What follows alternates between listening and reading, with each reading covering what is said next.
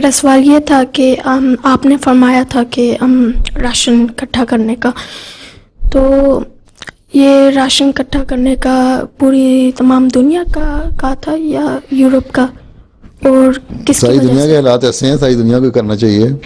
देखो, एक तो इकोनॉमिक क्राइसिस है, एक जंग का खतरा है, एक तीसरी दुनिया जो थर्ड वर्ल्ड कहलाती है उसमें वैसे ही हालात बुरे हो रहे हैं। इसलिए हर एक को कुछ ना कुछ। अब तो यहाँ भी इकोनॉमिक थिंक टैंक जो है वो कहने लग गए हैं कि कोई पता नहीं, तुम एक दिन उठो तो देखो जाके स्टोरों में जाओ ना, एसडा भी खाली पड़ा और टेस्को भी खाली पड़ा और बाकी भी खाली पड़े हों। बल्कि कोई बता रहा था कल ही किसी अखबार में, उसमें आया हुआ था इंटरनेट पे कि एक फैमिली ने, या अंग्रेज़ फैमिली है कोई, उन्होंने उनको भी एहसास पैदा हो गया, उन्होंने अपनी राशन इकट्ठा कर लिए, 3,000 पाउंड की शॉपिंग करके घर में रख लिए।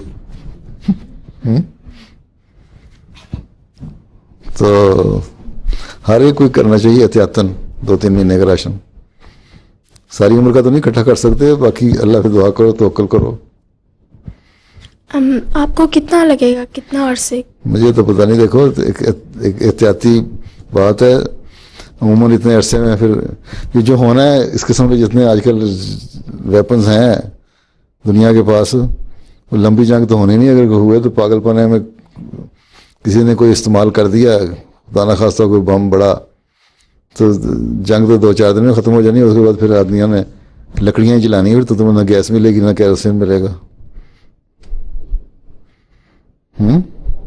ये डिपेंड करता है कितनी जल्दी पागल होते हैं ये लोग। ये सब हुकूमतें पागल हो चुकी हैं, दूसरों को हिरस पे दें। अल्लाह ताला कुरान शरीफ में इसलिए फरमाता है ना, दूसरों की दौलत जो है उसको हरीस नज़रों से ना देखो, सिर्फ जो तुम्हारे अपने रिसोर्सेज हैं उन पर डिपेंड करो, हैं, और इंसाफ करो। वो ये कर नहीं रहे।